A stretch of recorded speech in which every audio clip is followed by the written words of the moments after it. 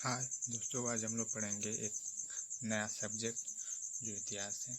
इतिहास में आज हम भारतीय इतिहास के बारे में पढ़ेंगे, कुछ महत्वपूर्ण क्वेश्चनों को करेंगे।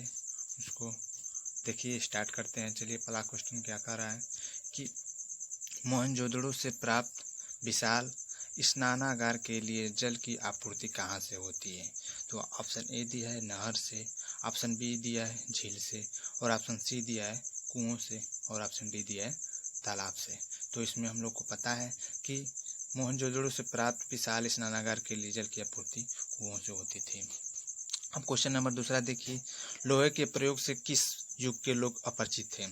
ऑप्शन ए दिया है वैदिक युग के लोग, ऑप्शन बी दिया है हड़प्पा सभ्यता के लोग, ऑप्शन सी दिया है मौर्य युग के लोग, और ऑप्शन डी दिया है उपयुक्त में से कोई नहीं।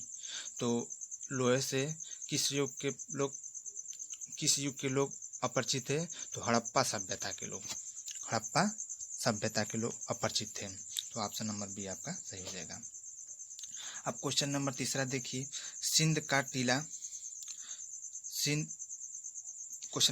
सिंध का बाग या मृतकों का टीला हड़प्पा सभ्यता के किस पुरातत्व को कहा जाता था। तो ऑप्शन ए दिया है हड़प्पा, ऑप्शन बी दिया है मोहनजोदड़ो, और ऑप्शन सी दिया है लोथल, और ऑप्शन डी दिया है कालीबंगा। तो आप दोस्तों पता होगा कि सिंध का बाग या मृतकों का टीला हम मोहनजोदड़ो को कहा जाता था। मोहनजोदड़ो को सिंध का बाग या मृतकों का टीला कहा जाता था। अब क्वेश्चन नंबर 4 देखिए, अगला क्या करा है। सर्वप्रथम कपास उगाने का आश्रय दिया जाता है। ऑप्शन ए दिया है मिस्र सभ्यता को, ऑप्शन बी दिया है मेसोपोटामिया को, और ऑप्शन सी दिया है चीनी, और ऑप्शन डी दिया सैदव सभ्यता को। तो कपास उगाने का श्रेय किसे किया जाता है। सैदव सभ्यता को। ऑप्शन नंबर डी आपका सही हो जाएगा। अब क्वेश्चन नंबर अगला देखिए, अगला क्या कह रहा है कि भारत में कृषि का प्राचीनतम साक्ष्य कहाँ से मिला। तो ऑप्शन ए दिया है मेहरगढ़ से, ऑप्शन बी दिया है बुर्ज होम से, ऑप्शन सी दिया है सरायनगर से, और ऑप्शन डी दिया है हड़प्पा से।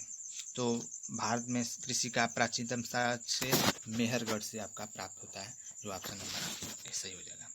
अब क्वेश्चन नंबर छठा देखिए, छठा में क्या करना है। छठा में सूचित फर्स्ट को सूचित सेकेंड से सुमेलित करना है और बताना है कौन सा ऑप्शन सही हो जाएगा। तो मोहनजोदड़ो, हड़प्पा और रोपड़, लोथल, कालीबंगा और आलमगीरपुर को आपका रावी नदी, सिंधु नदी, भोगवा नदी, सतलज नदी और हिंडल नदी, घाघरा नदी में से कौन सा ट्रिक आपका सही हो जाए। तो मोहनजोदड़ो व बी जो मोहनजोदड़ो का है उसका जो दो है सिंधु नदी, मोहनजोदड़ो का सिंधु नदी से मोहनजोदड़ो का सिंधु नदी से, और बी का जो आपका है ए से, और सी का आपका चौथा से, और डी का आपका क्या हो जाएगा तीसरा से, यानी भोगवा नदी से, और ई का आपका हो जाएगा छठा से, और लास्ट में बचा आलमगीर का तो हिंडल। यानी क्या, मोहनजोदड़ो सिंध नदी से परिचित था, और हड़प्पा रावी नदी, रोपड़ सतलज नदी, और लोथल भोगवा नदी, कालीबंगा घंघर नदी, और आलमगीरपुर हिंडल नदी। यानी जो ऑप्शन नंबर बी आपका सही हो जाएगा। अब अगला क्वेश्चन देखिए, अगला क्वेश्चन क्या कर रहा है। क्वेश्चन नंबर 7वां देखिए, 7वां में क्या कर रहा है। मोहनजोदड़ो में सबसे बड़ी इमारत निम्न में से कौन सी थी। मतलब मोहनजोदड़ो के समय सबसे बड़ी इमारत कौन सी थी। तो स्नानागार ऑप्शन ए दिया है, ऑप्शन बी दिया अन्नागार दिया है, ऑप्शन सी दिया ईंटों से बना सभा भवन, और ऑप्शन डी दिया है कोई नहीं। तो इसमें से जो अन्नागार था वह सबसे बड़ी मोहनजोदड़ो के समय ईंटा थी, यानी ऑप्शन बी आपका सही हो जाएगा। अब क्वेश्चन नंबर 8वां देखिए, क्वेश्चन 8वां में क्या कह रहा है कि हड़प्पा सभ्यता की बहुसंख्यक मुहरें निर्मित थी। हड़प्पा सभ्यता की बहुसंख्यक मुहरें निर्मित थी। ऑप्शन ए दिया है सेल खड़ी से, ऑप्शन बी दिया है पक्की मिट्टी से, ऑप्शन सी दिया है अकीक से, ऑप्शन डी दिया है कोई नहीं। तो हड़प्पा सभ्यता के बहुसंख्यक मुहरें किससे निर्मित थी। तो सेल खड़ी से, यानी ऑप्शन नंबर आपका सही हो जाएगा। अब क्वेश्चन 9 देखिए, सिंध सभ्यता में लोग निम्नलिखित में से किस कृषि उत्पादक का प्रसार नहीं मिलता था? तो ऑप्शन ए दिया है सरसों का, ऑप्शन बी दिया है जौ का, ऑप्शन सी दिया है तिल का और ऑप्शन डी दिया है गन्ना का। तो उस समय किसका ज़्यादा प्रचलन नहीं था, यानी ज़्यादा उगाया नहीं जाता था सिंध सभ्यता में? तो जो गन्ना है उसमें ज़्यादा उगाया नहीं जाता, तो जो ऑप्शन डी आपका सही हो जाएगा। अब क्वेश्चन 10वां देखिए, क्वेश्चन 10वां देखिए, 10वां में क्या कह रहा है? सिंध निवासियों का प्रिय पशु निम्न में से कौन सा था? ऑप्शन ए दिया है कुत्ता, ऑप्शन बी दिया है ऊँट और ऑप्शन सी दिया है सांड और ऑप्शन डी दिया है घोड़ा। तो इसका आंसर सभी लोग बता सकते हैं कि सिंध निवासियों का श्रेय उस समय सबसे ज़्यादा प्रचलित था सांड, या जिसको बैल भी ऑप्शन दिया रहेगा तो आपका सही हो जाएगा। अब क्वेश्चन नंबर 11 देखिए, क्या कर रहा है? हड़प्पा सभ्यता की मुद्राएं किससे निर्मित की जाती थी? तो ऑप्शन ए दिया है तांबा से, ऑप्शन बी दिया है सोना से और ऑप्शन सी दिया है मिट्टी से और ऑप्शन डी दिया है कांसे से। तो उस समय मुद्राएं जो थी मिट्टी की बनाई जाती थी, तो ऑप्शन सी आपका सही हो जाएगा। अब क्वेश्चन 12वां देखिए, 12वां में कह रहा है कि हड़प्पा सभ्यता की प्रमुख विशेषता निम्न में से कौन सी थी? तो ऑप्शन ए दिया है स्नानागार, ऑप्शन बी दिया है अन्नागार, ऑप्शन सी दिया है धार्मिक स्थल और ऑप्शन डी दिया है नगर नियोजन। तो हड़प्पा सभ्यता के समय प्रमुख विशेषताएं निम्न में कौन सी थी? तो इसमें से जो ऑप्शन डी दिया है नगर नियोजन, वही आपका ऑप्शन सही हो जाएगा। अब देखिए क्वेश्चन नंबर 13वां, क्वेश्चन नंबर 13 में क्या कह रहा है कि ऋग्वेद में निम्न में से कौन किसका उल्लेख नहीं मिलता है? ऋग्वेद में निम्न में से किसका उल्लेख नहीं मिलता है? तो ऑप्शन ए दिया है कृषि का, ऑप्शन बी दिया है यव और ऑप्शन सी दिया है ब्रीही और ऑप्शन डी दिया है कि कपास का। तो ऋग्वेद में कपास का उल्लेख नहीं मिलता है, ऑप्शन डी आपका सही है। क्वेश्चन नंबर 14 देखिए कि क्षेत्रफल की दृष्टि से सिंधु घाटी सभ्यता का नगर है? तो ऑप्शन ए दिया है कालीबंगा, ऑप्शन बी दिया है राखीगढ़ी, ऑप्शन सी दिया है धौलावीरा और ऑप्शन डी दिया है रोपड़। तो क्वेश्चन नंबर 14 जो है वह ऑप्शन आपका सी जो है धौलावीरा, वो आपका सही हो जाएगा। क्वेश्चन नंबर 14 का धौलावीरा। अब क्वेश्चन नंबर 15 देखिए, जनसंख्या की दृष्टि से सिंधु घाटी सभ्यता का नगर है? तो जनसंख्या की दृष्टि से सिंधु घाटी का नगर कौन सा है? ऑप्शन ए दिया है मोहनजोदड़ो, ऑप्शन बी दिया है लोथल, ऑप्शन सी दिया है कालीबंगा और ऑप्शन डी दिया है सुतकोंगुडोर। तो उस समय सब जनसंख्या की दृष्टि से सिंधु घाटी का सबसे बड़ा नगर था मोहनजोदड़ो। मोहनजोदड़ो बहुत ही प्रसिद्ध था, तो ऑप्शन ए आपका सही हो जाएगा। अब क्वेश्चन नंबर अगला देखिए, थोड़ा आर्य शब्द का शाब्दिक अर्थ है। आर्य शब्द का शाब्दिक अर्थ क्या है? ऑप्शन ए दिया है विद्वान, ऑप्शन बी दिया है यज्ञकर्ता, ऑप्शन सी दिया है श्रेष्ठ और ऑप्शन डी दिया है श्रेष्ठ या कुलीन, ऑप्शन डी दिया है योद्धा। तो आर्य शब्द का शाब्दिक अर्थ क्या था? श्रेष्ठ। आर्य मतलब श्रेष्ठ होता है, या कुलीन उसको कहते हैं। तो ऑप्शन आपका सी आपका सही हो जाएगा। अब क्वेश्चन नंबर अगला देखिए 17वां। 17वां में क्या कह रहा है कि ऋग्वैदिक आर्यों की भाषा क्या थी? ऋग्वैदिक आर्यों की भाषा, ऑप्शन ए दिया है द्रविड़, ऑप्शन बी दिया है संस्कृत और ऑप्शन सी दिया है प्राकृत और ऑप्शन डी दिया है पाली। तो ऋग्वैद आर्यों की भाषा क्या थी? तो उस समय ऋग्वैदिक आर्यों की भाषा संस्कृत हुआ करती थी। तो ऑप्शन डी आपका सही हो जाएगा।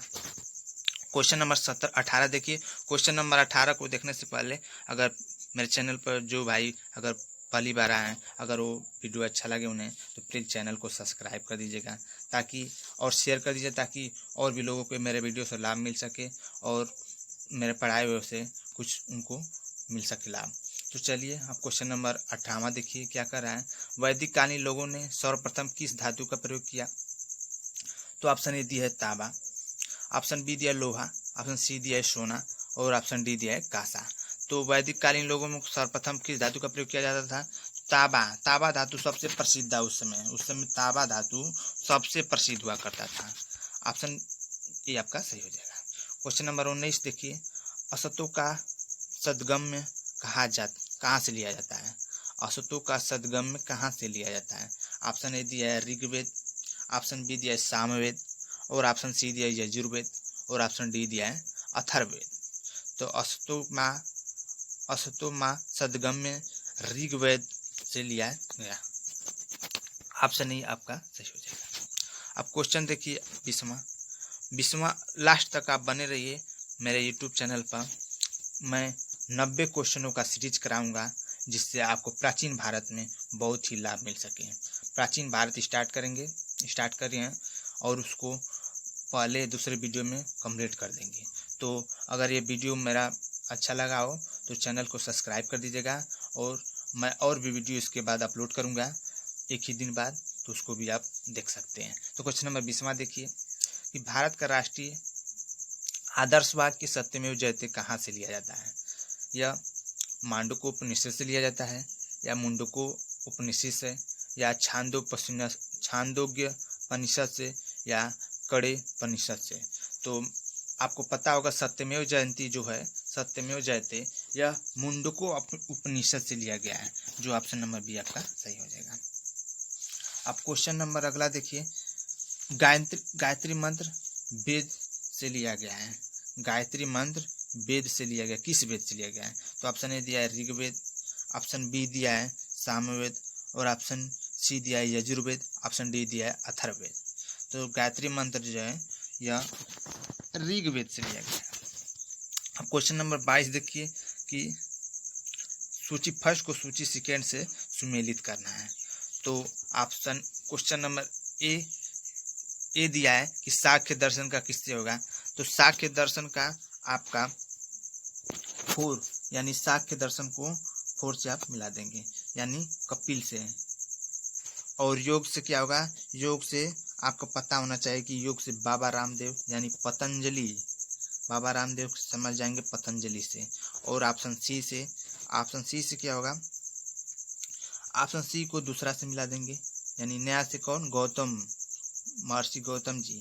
और ऑप्शन डी जो दिया है कड़ा हो जाएगा यानी कि साक्य दर्शन से कौन संबंधित है, कपिल, और योग से पतंजलि, और न्याय से गौतम, महर्षि गौतम जी, और वैश्विक दर्शन से कड़ाजीत हैं। तो जो ऑप्शन आपका डी आपका सही हो जाएगा यानी ए का 4 से, बी का 1 से, और सी का 2 से, और डी का 3 से। ऑप्शन डी आपका सही हो जाएगा। अब क्वेश्चन नंबर अगला देखिए 23, ब्राह्मण ग्रंथों के सर्वाधिक प्राचीन कौन है। ब्राह्मण ग्रंथों में सबसे प्राचीन ग्रंथ कौन है। तो ऑप्शन ए दिया है ऐतरेय ब्राह्मण, ऑप्शन बी दिया है पंचविश, ऑप्शन सी दिया है गोपथ, और ऑप्शन डी दिया है शतपथ। तो ऑप्शन आपका डी आपका शतपथ जो दिया है वही आपका सही हो जाएगा। 24वां देखिए, जैन धर्म के अनुसार जैन परंपरा के अनुसार जैन धर्म में कुल कितने तीर्थकर हुए थे। तो ऑप्शन ए दिया 25, ऑप्शन बी दिया 23, ऑप्शन सी दिया 24, और ऑप्शन डी दिया 22। तो जैन परंपरा के अनुसार जैन धर्म में कुल 24 तीर्थकर हुए थे। ऑप्शन सी आपका सही हो जाएगा। क्वेश्चन नंबर 25वां देखिए कि जैन धर्म के पहले तीर्थकर और 24वें तीर्थकर कौन थे। तो ऑप्शन ए दिया पार्श्वनाथ ऋषभदेव, ऑप्शन बी दिया महावीर स्वामी और अजितनाथ, ऑप्शन सी दिया है अजितनाथ और पार्श्वनाथ, और ऑप्शन डी दिया है ऋषभदेव और महावीर स्वामी। यानी कि ऑप्शन डी आपका सही हो जाएगा यानी जैन धर्म के पहले तीर्थकर ऋषभदेव थे और 24वें तीर्थकर महावीर स्वामी जी थे। तो ऑप्शन डी आपका सही हो जाएगा। क्वेश्चन नंबर 26वां देखिए, 26वां क्या कह रहा है, राजगिरी में महावीर स्वामी ने सर्वाधिक निवास किस ऋतु में किया। तो ऑप्शन ए दिया ग्रीष्म ऋतु में, ऑप्शन बी दिया वर्षा ऋतु में, और ऑप्शन सी दिया शीत ऋतु में, और ऑप्शन डी दिया बसंत ऋतु में। तो आपका हो जाएगा राजगिरी किस ऋतु में किए थे। तो वर्षा ऋतु में इन्होंने किए थे महावीर स्वामी जी ने। तो अब क्वेश्चन नंबर 27वां देखिए कि स्यादवाद किस धर्म का मूल आधार है। स्यादवाद किस धर्म का मूल आधार है। तो ऑप्शन ए दिया है जैन धर्म, ऑप्शन बी दिया है बौद्ध धर्म, ऑप्शन सी दिया है शैव धर्म, और ऑप्शन डी दिया है वैष्णव धर्म। तो आपका जो स्यादवाद है वह आपका जैन धर्म से सम्मिलित है यानी जैन धर्म का मूल आधार है। अब क्वेश्चन नंबर 28वां देखिए, आदि जैन ग्रंथों की भाषा क्या थी। ऑप्शन ए दिया संस्कृत, ऑप्शन बी दिया है प्राकृत, ऑप्शन सी दिया है पाली, और ऑप्शन डी दिया है अपभ्रंश। तो उस समय आदि जैन ग्रंथों में प्राचीन की पहली भाषा क्या थी? तो प्राकृत थी, प्राकृत, यानी ऑप्शन बी आपका सही हो जाएगा। अब क्वेश्चन नंबर 29वां देखिए। 29वां क्या कर रहा है कि जैन धर्म के 5 महाव्रतों में सर्वाधिक महत्वपूर्ण व्रत कौन सा था? ऑप्शन ए दिया है सत्य, ऑप्शन बी दिया अस्तेय, ऑप्शन सी दिया अहिंसा, ऑप्शन डी दिया अपरिग्रह। तो जैन धर्म में सबसे महत्वपूर्ण व्रत था अपरिग्रह, जो ऑप्शन डी आपका सही हो जाएगा। ऑप्शन डी आपका सही हो जाएगा। अब क्वेश्चन नंबर 30वां देखिए। जैन मत का सर्वाधिक प्रचार प्रसार किस समुदाय में हुआ? तो ऑप्शन ए दिया है शासक वर्ग में, ऑप्शन बी दिया है किसान वर्ग में, ऑप्शन सी दिया है शिल्पी वर्ग में, और ऑप्शन डी दिया है व्यापार वर्ग में। तो क्वेश्चन नंबर 30 जो है वह उसका आपका व्यापारी वर्ग जो दिया होगा उसमें आपका सही हो जाएगा, यानी जैन मत सबसे ज्यादा प्रचलित व्यापारी वर्ग में था। अब 31वां देखिए। जैन धर्म श्वेतांबर एवं दिगंबर संप्रदायों में कब विभाजित हुआ? तो ऑप्शन ए दिया है चंद्रगुप्त मौर्य के समय, ऑप्शन बी दिया है अशोक के समय, और ऑप्शन सी दिया है कनिष्क के राजा के समय, और ऑप्शन डी दिया अजात शत्रु के समय। तो चंद्रगुप्त, ऑप्शन ए जो दिया है चंद्रगुप्त मौर्य के समय, यानी श्वेतांबर और दिगंबर उन्हीं के समय हुआ था विभाजित। अब क्वेश्चन नंबर 32 देखिए। 32 देखिए अभी लास्ट, इसके बाद 2-3 क्वेश्चन बचा है, उसको कर लेते हैं, उसके बाद अगले वीडियो में और करेंगे क्वेश्चन। तो देखिए जैन धर्म 33वां क्या रहा है?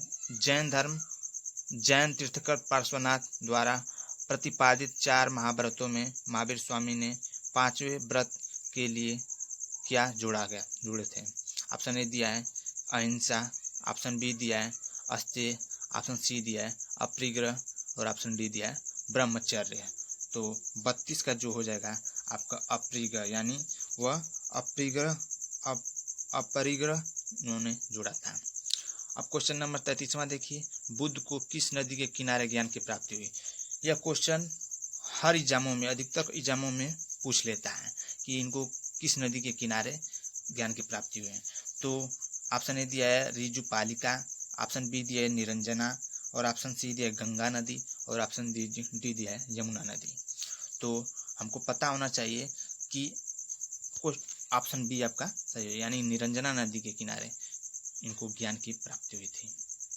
क्वेश्चन 34वां देखिए।